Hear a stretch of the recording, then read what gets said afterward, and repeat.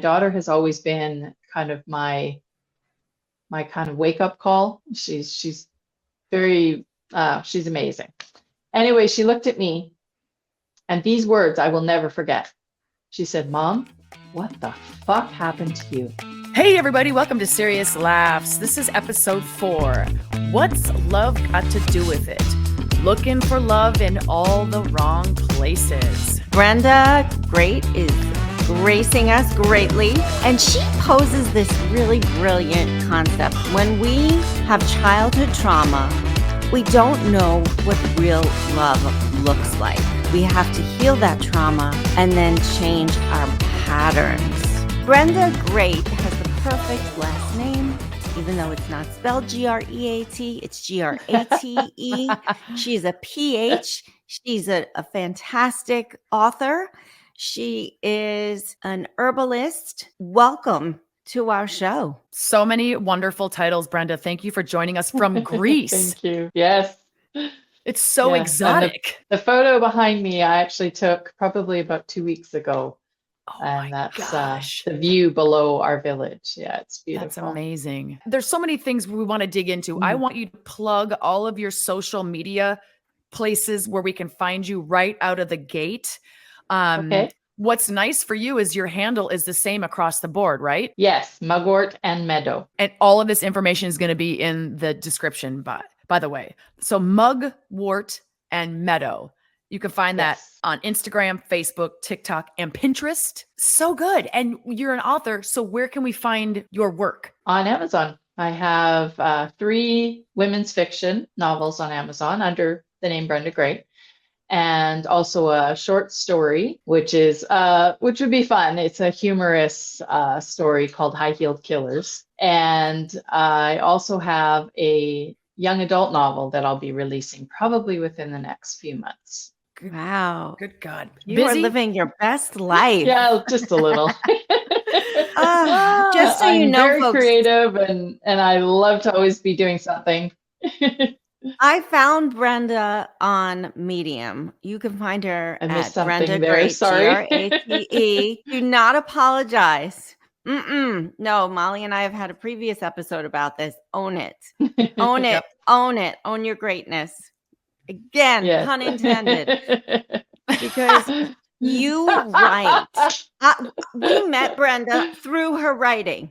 And when you read her work, which I highly recommend, you will see that she makes you feel like you're not alone in this world. She makes you feel like you are sitting at a cafe and it's just the two of you and the lights are outside of that cafe and maybe it's raining a little bit and there's a crackling fire going. That's what she makes you feel like when you read her work. You're not alone and you're heard and you're understood. That sounds and that's lovely. a gift. Oh, Yeah. thank No, you. I want to be there right now. Well, sounds good. Well, let's talk about this work.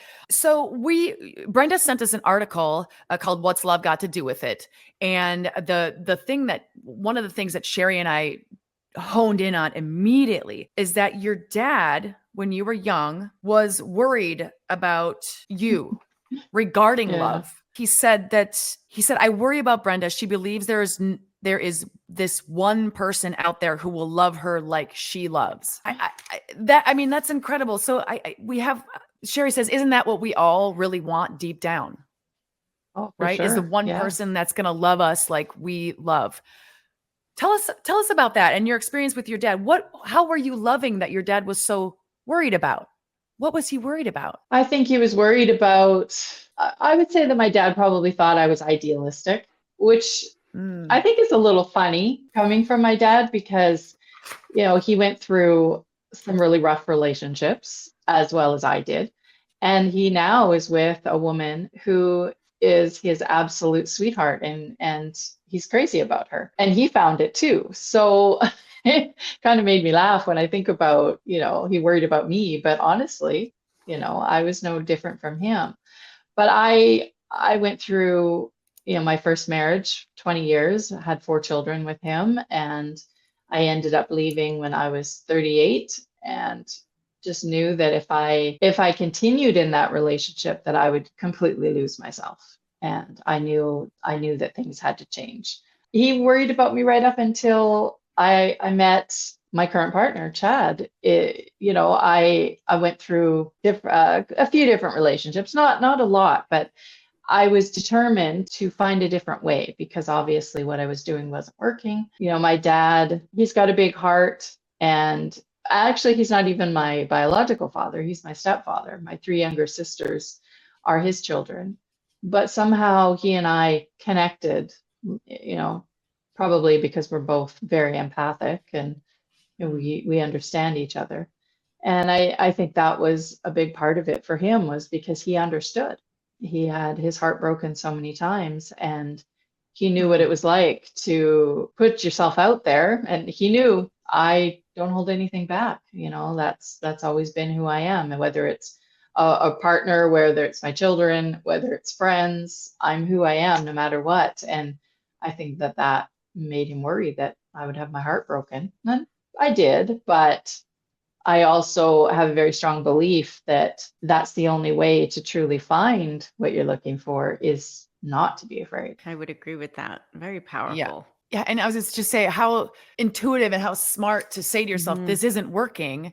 Mhm. I heard this quote the other day. It's like, you won't change until the fear of staying where you are Mhm. is greater than the fear of the change. Exactly. If that makes sense. Yeah, So many people are so absolutely. afraid to make the change, they just stay where they're at. But you said, nah, I'm not doing that. I freaking, Yeah. that's a badass move, man. And I love that you mention your self-awareness, that growing up, you didn't have a template for what healthy love looked like. Could you explain that a bit more? Yes, absolutely. Well, part of my journey, I believe that we often have one kind of main thing in our lives that we constantly, like you go around the mountain, if you know what I mean, and it seems like you're constantly in situations that cause you to have to deal with that. For me, it was always relationships and love, because for me, love is, I guess I could think of it like the theme of my life, love in general. What I do because I believe so strongly that love is real, it's possible, and it's what connects all of us. When you grow up with low self-esteem because maybe abuse, I came from a very abusive home. I didn't grow up with my dad, the dad I was talking about, for very long. He was in my life since I was 5 until I was about 10. So, like, as in every day. And then, I built a relationship with him as an adult. So for most of my life, I lived with my mother, who was very broken. And so I didn't know what love looked like. To me, love was serving. And if you served well enough, if you did well enough, maybe you'd get a few crumbs, because that's pretty much what it was. And I wasn't allowed to own my own feelings. I had to keep this, mask on and a blank face, because if I reacted in a way she didn't like, I mean, it is what it is, but and I've come far from that now, but I didn't have, and so many children who come from not even completely abusive homes, but even just homes where the parents didn't understand what love really meant. You learn your love patterns from your parents. And so growing up, I felt that I had to serve in order to get love. So then I took that into my relationships. And the partners that I was with took advantage of that. I got crumbs and I starved and felt there was nothing I could do. I tried everything. I tried to change. I tried to, be angry, to push, to whatever, and nothing worked. And I began to understand, because I have always been very self-aware, that I was the common denominator in all of these situations. And maybe it wasn't them that needed to change. Maybe it was me, and maybe I needed to examine what I was accepting into my life. But before I could do that, I had to go through healing for my codependency. And that was after my second long-term relationship that I realized I was codependent. And that was what I had brought with me into my relationships. And in order to heal that, and this was probably one of the biggest turning points in my life, was I realized I could either go around it, find a way to, avoid it and keep moving forward, or I could go through it and never have to deal with it again. And so this time I chose to go through it and to heal. I'm so proud of you. Yeah. And it's 2 points here. It's the awareness piece, but it's also the courage to choose to go through it. And it makes me think about but it's better to rip off that Band-Aid. And I find it interesting that you chose one of your professions is your healing company, because the connection between the body and the mind and the spirit is, it's interconnected. And I know of a woman who is aware but didn't choose to go through it.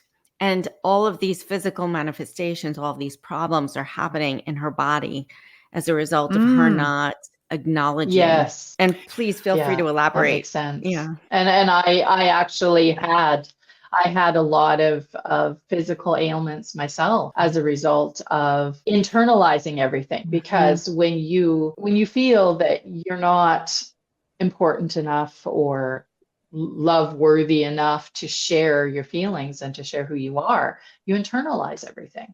You internalize anger is a big one. You internalize, all of these things that you're thinking and feeling. And what happens is when you don't express them, some of the things that I experienced was stomach problems, jaw problems was a big one, because I kept myself from speaking. Throat problems, right? Your throat chakra. If you're not speaking, you're clogging all this up, right? And I felt like it was just building and building and building inside of me. And I was going to scream. I felt like if I don't do something about this, I'm going to implode, and it was a struggle to after a while to keep it in. And when I finally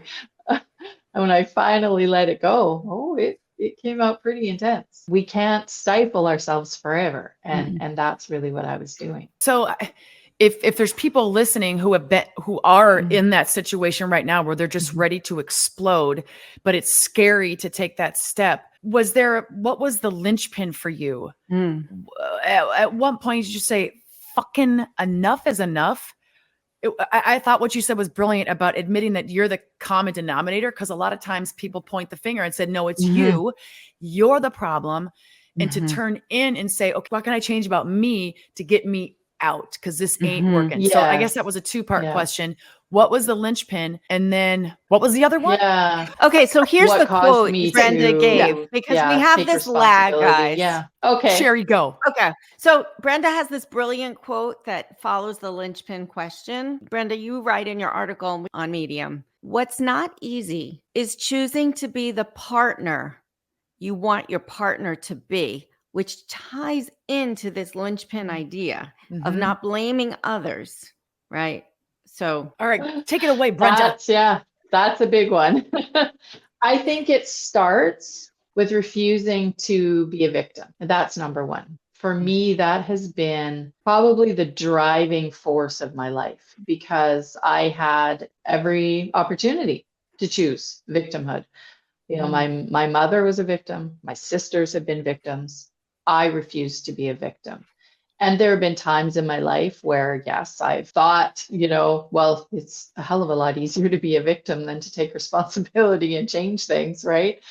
And so the first linchpin was a moment in the end of my marriage, my first marriage, where I stopped. There was this incident that happened. It wasn't a big deal, but it was, sometimes it's a small thing. This moment happened and I stopped, and it was him being very disrespectful towards me.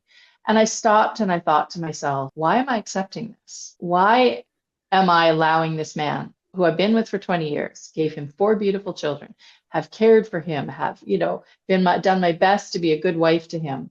Why am I letting him treat me this way? And then I thought to myself, 20 more years of this, I'd rather die. And that's when I knew I needed to step out. And it was hard, because I believe in commitment. I don't believe in just giving up, but there are times when something just has to end, and it had to end for my sake, for my sanity, really. And because I deserve better. And then The second one was at the end of my second marriage. And that one was, I was with him for about 10 years.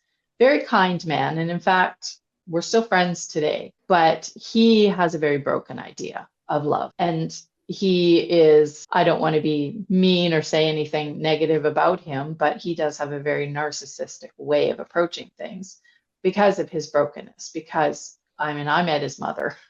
I completely understand why he's the way he is. So we often will do things to get the love that we need. And that's why narcissists, as we all know, most of us now, it's such a common understanding now, but that's why they do what they do, because they don't feel worthy of love, but they're still trying to fill that hole in the middle of them. And by the end of our relationship, I was depleted. I had nothing left. And my daughter, and this was key, I went to Denmark for 2 months, and my daughter was married to a Dane, spent 2 months with her. And when I first arrived, my daughter has always been kind of my kind of wake up call. Anyway, she looked at me, and these words I will never forget. She said, "Mom, what the fuck happened to you?" And it was instantly like her words woke me out of my stupor. She said, "Mom, you've changed. You're not the same woman that I know and love." So I went home from that trip and I was like, no, I have to end this. But, he saw the writing on the wall and decided to end it before I could end it. And he left me with nothing. And that was the most devastating place I've ever been in my life. I had no job, no car, no money. I was living in my friend's basement apartment. And because we had been traveling Europe for years, we came back and he basically abandoned me. And that was my number one trigger, was fear of abandonment. And I wanted to be away from all of this, but at the same time, I didn't want to be in the position I was in. And it was like I got put in, and sometimes this is what happens in life. You get put into this box that you can't move, either this way, that way, or this way. And you have to make a decision. You got to deal with it. And that was the place I was in, was okay, it's time to deal with this. I heard this quote many, many years ago. I have no idea who said it, but I think it's powerful. And the person who said it was a Christian. And I believe in the universe and universal things, not so much in God. But the quote goes, "If God will fix a fix to fix you, but if you fix the fix, he'll just fix another fix to fix you." Can you repeat that? Yeah. Say that one more time. It needs to get into my fat brain. Okay. God fixes a fix to fix you. But if you fix the fix, he will fix another fix to fix you. In other words, if my fat brain is understanding it, for our thinner brain listeners, if we say, God, we need help, God will give us help. But if we try to manipulate that help, God will say, "Oh, so you really don't get it? Okay, I'll show you." Well, yeah, it's basically life arranges things to put you into a position to learn a lesson. But if you find a way to get around that without learning the lesson, that lesson is just going to come right back around. And you're going to have to, if you want to get where you're trying to get in your life, and you want to reach abundance or whatever it is you're trying to get to, or your goals, your dreams, you're not going to get there until you are willing to go through that lesson, to learn that lesson. That was the position I was in. I'm sitting in this place, and it's time, Brenda. It's time to face this. It's time to deal with it. I'll tell you, it was hell. I do not wish that on my worst enemy. It was hell. I cried a lot. But what I had to learn, not who I am, but how I felt. I didn't even have words to describe my own emotions because I didn't know what they were. I didn't have any kind of relationship with my emotions. So I actually did a course in emotional literacy and had to write in my journal. And I've been journaling for many, many, many years. And I highly, highly advise people, if you're trying to get through something, journaling is so powerful. But I would literally start my journaling by saying, okay, I'm feeling like this today. Then I would make myself go deeper. Okay, no, I'm not just feeling sad. what am I really feeling? I'm feeling abandoned. I'm feeling lonely. I'm feeling dissatisfied. I had to dig deep to truly understand what these emotions were. And I believe that that was the block to me writing, because I've been a writer since I was a little girl, but I couldn't be prolific. No matter how hard I tried, I could not just write every day, even though I wanted to. And I believe it was because I didn't know my own emotions. And writing is an emotional endeavor, right? So I had to learn what my emotions were, but I also had to learn that I was deserving of having those emotions, of expressing those emotions. When you were sharing this journey with us, I just went right back to the first thing you had said was, when I was a little girl, my mother was broken and didn't know how to love. So I learned to conceal my emotions. I'm paraphrasing what you said earlier at the start of this podcast. I Yes, learned yeah, to put a mask up. And yeah, it's profound to me to hear all these decades of that early training, that you now connect the dots to the beautiful soul you've embraced, that you're no longer having that writer's block. But it's no wonder you had that writer's block, yeah, because you had the emotional block, because that was the yeah, first thing you were taught, was block your emotions, put on a mask. So I think many people listening can relate to that, of, I don't know what I want, because we're wearing these masks that we're taught. They were almost yes, like a hereditary yes, absolutely. psychological mask that's passed down from generation to generation inadvertently. And so I'm hoping that by people listening to this, they start to question. Everything starts with a question. Well, if they're listening and saying, well, I don't know what I think, then that's profound in itself. I think that's amazing. And what was great is you said, I'm okay. You started journaling. I'm sad. Okay. Well, Yeah, no, I yeah. feel abandoned. I feel this. I feel this. And how can we as parents help them reach that point before they're 45 like me? Or, Yes, yeah, how can we encourage them?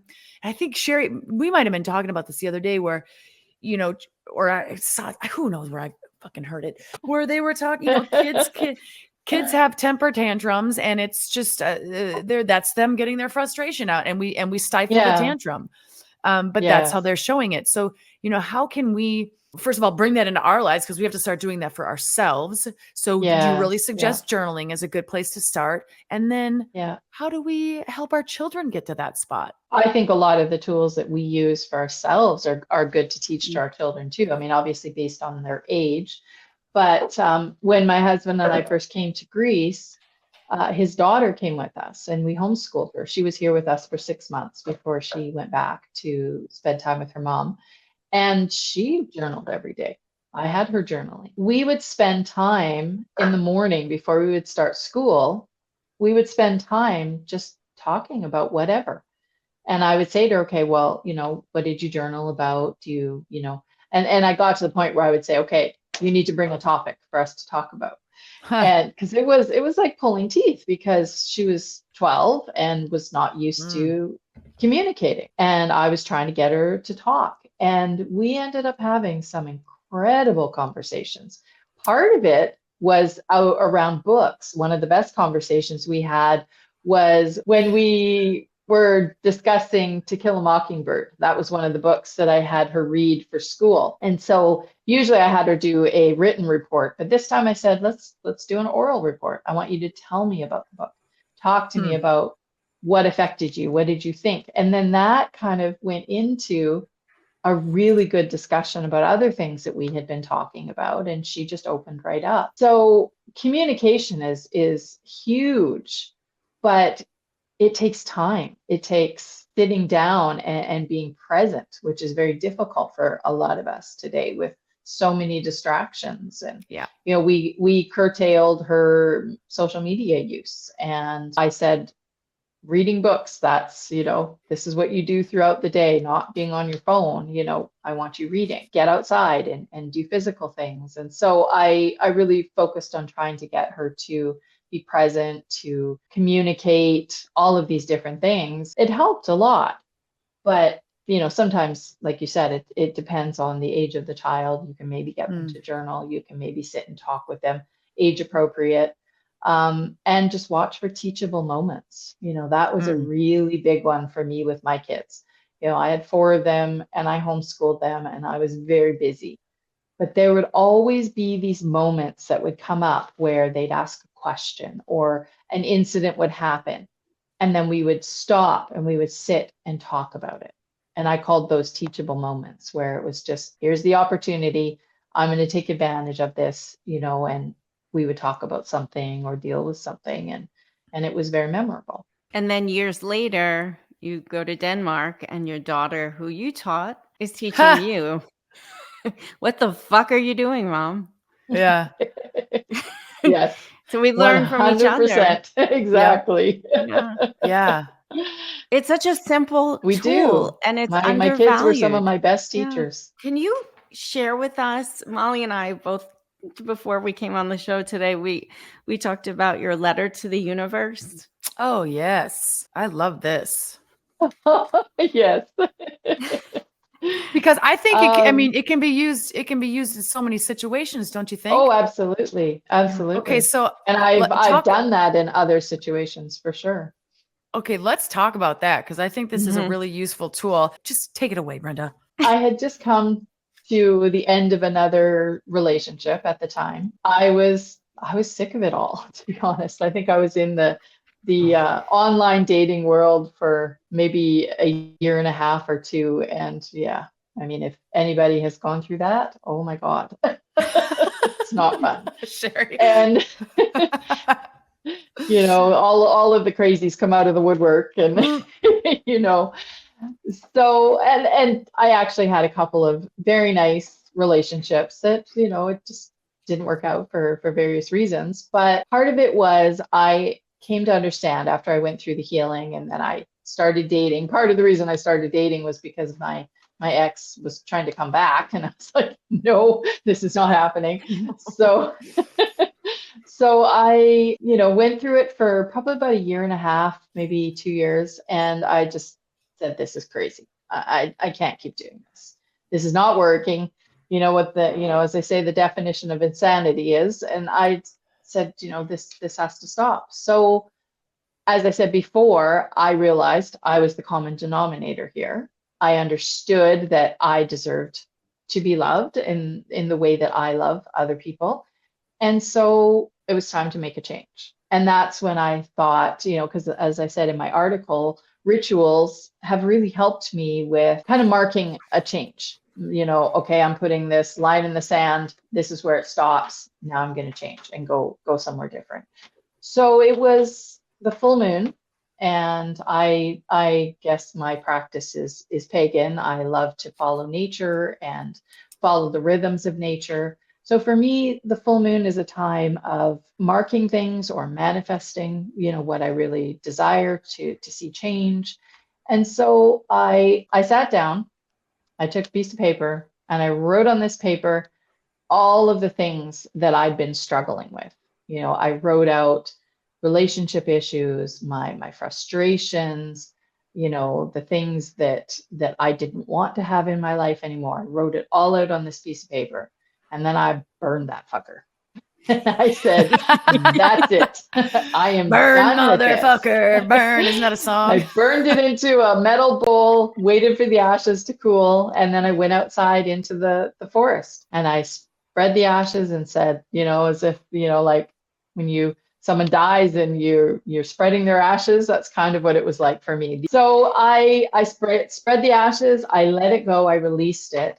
And then I came back inside and I sat down with my journal and I wrote a letter to my future partner. And I wrote in the letter that I was here, that I know that he's also looking for somebody like me, just like I'm looking for someone like him. I described him, his character, the kind of man that I wanted in my life, and I described the relationship that we would have together, that we would communicate, and that we would be there for each other and treat each other with respect, and all of these things that I was wanting in my life in a relationship. And then I closed my journal and I put it away. And honestly, I think I believed at the time that it was going to take a very, very long time for anything to manifest from this. And it took one cycle of the moon before I met this man. I didn't believe it at first, as I talk about in the article. And funny, when you ask the universe for something and then the universe gives it to you, sometimes you just don't believe it, and you can run the risk of even losing the very thing that you asked for. And I have to say that because 2 of my previous relationships, that very thing happened. One man that I met online dating, we had about an 8-month-long relationship. And then he broke it off because, in his words, he wasn't falling head over heels in love with me. That's what he said to me. And I kind of laughed because I was like, yeah, but you told me like in the first month that you were already head over heels in love with me. But he had done the very thing. He had written a letter to the universe describing his perfect woman. And when he met me, I was everything that was in his letter.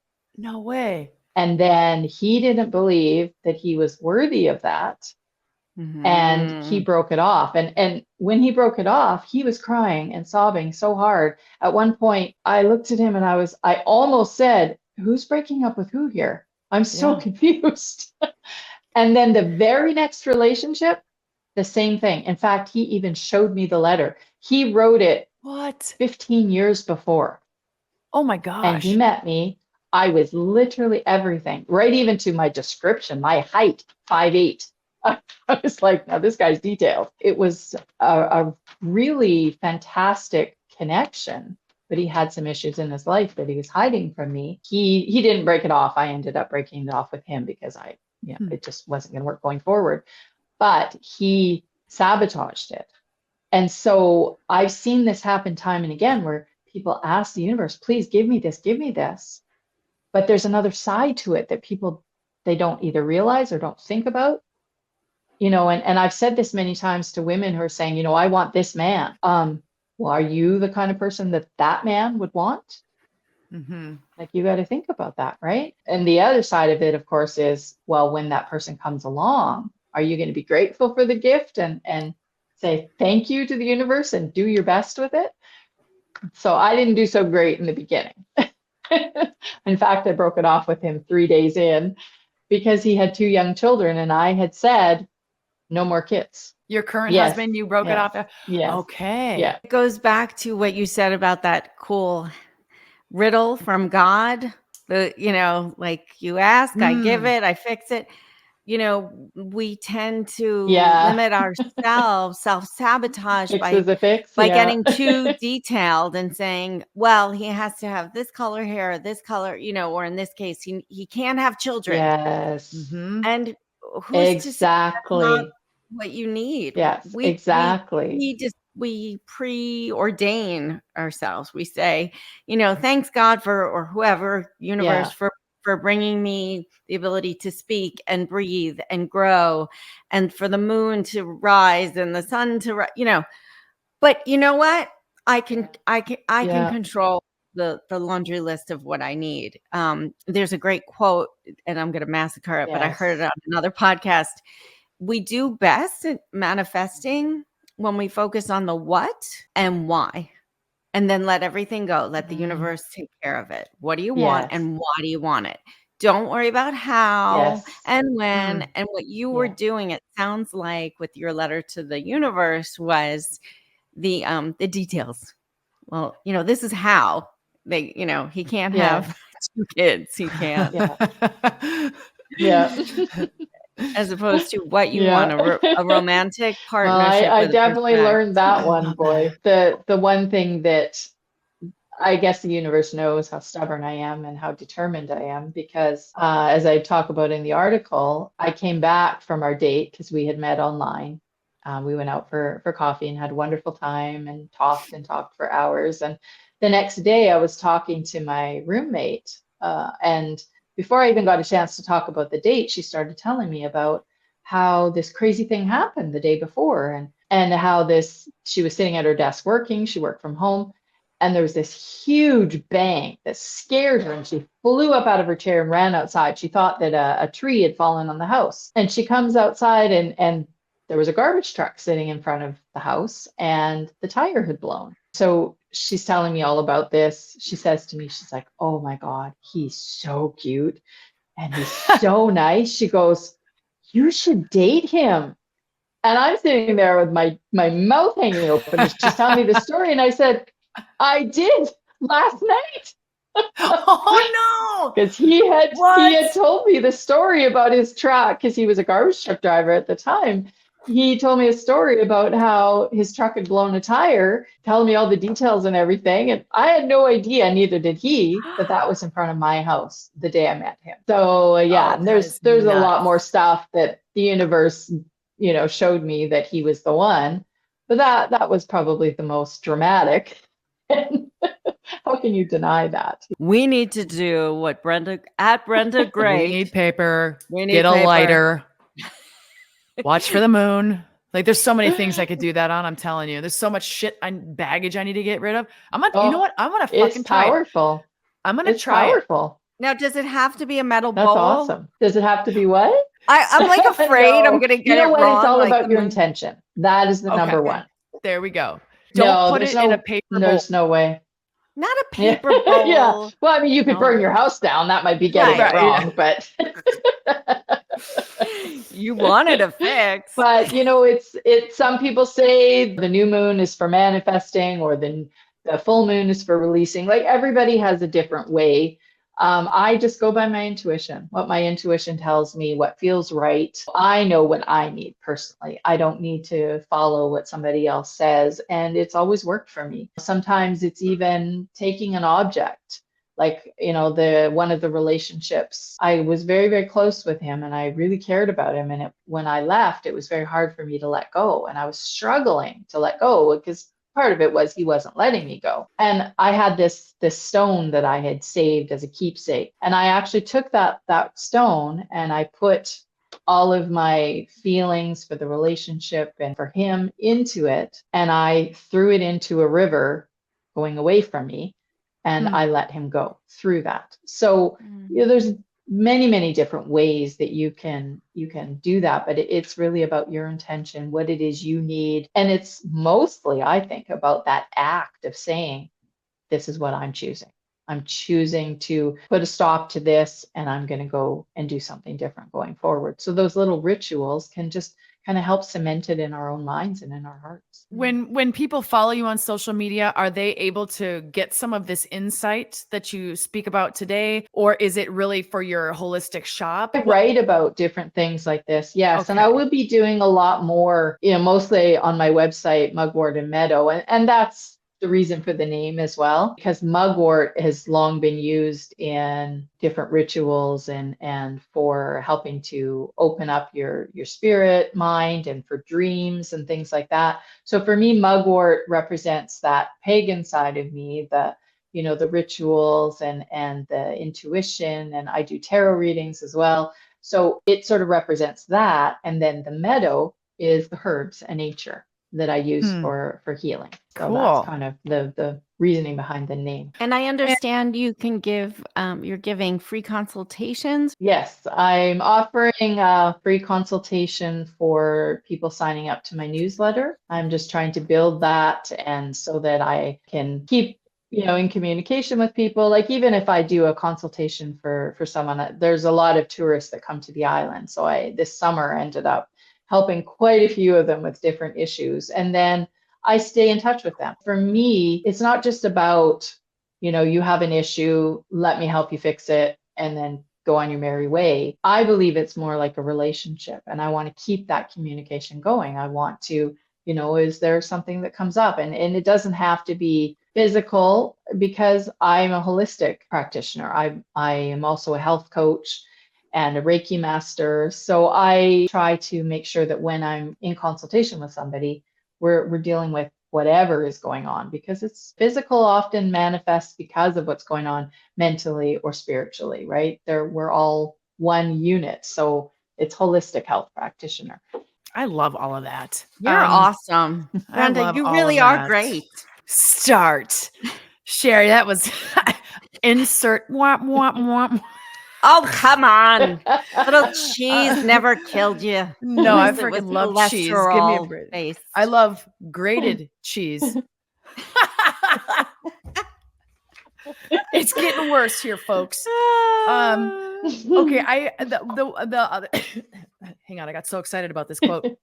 This is the one I want to end on, because Sheri and I both were like, we love that one. It's, what's not easy is choosing to be the partner you want your partner to be. Mic drop. There's so much in that. Yeah, you're right. There's a lifetime in that. Yeah. That is how you kind of conclude your article. Very easy to point the finger at your partner, right? And say, you need to be this way. You need to do this for me. You need to. It's so much harder to say, no, I need to, because that's the only thing we can control, is who we are, how we treat other people. We can't control how they treat us, but we can, as I think as Dr. Phil says, you teach others how to treat you. So how you treat them, right, is how they're going to see you expect to be treated. You can't just point it out to them and say, hey, treat me this way because I deserve it, or because I want you to. You know, it's about being the person that, like I said, the person you want them to be, but that's not the reason. The reason is because you know the kind of person you want to be, right? And to tie it in to that lag. Sheri, go. Yeah, of course. Sheri, go. To tie it in. Say it, Sheri. To tie it in, the trajectory of your life and your relationships, beginning with your mom that was broken, she couldn't teach you what wholeness and self-love look like. And so what happens? You attract what you are. You were broken. And so you attracted brokenness into your life. Exactly. And it wasn't until you were willing to look within and see the broken parts and love them and nurture them and bring yourself back to that wholeness, that authenticity, that self-love, that you could attract what you knew you were worthy of receiving. I love that. Let's end on that. Brenda, thank you so much. I'm ready to get some paper and burn some shit in my backyard, but I got to wait for the right time. I love it. Seriously. We're going to put all the information for socials for Brenda in the description, and your articles are on Medium. Is that subscription based? It is subscription based. A lot of my articles I also post on my website too. So, and of course those you can read for free. And I try to put a free link at the top of my articles if you don't have a subscription to Medium, so that people can read them anyway. So a lot of my most popular ones, I have a link at the top for that. We'll put all that in there so folks can find you. So inspiring. You're going to help so many people. Thank you so much for having me. That's a wrap, guys. Remember, when everything's going wrong, it just means you're crafting a great story. Stay tuned for more episodes where we turn life's lemons into laughable tales. Don't forget to like and subscribe, and keep finding the best in the worst, because life's too ridiculous not to laugh at it.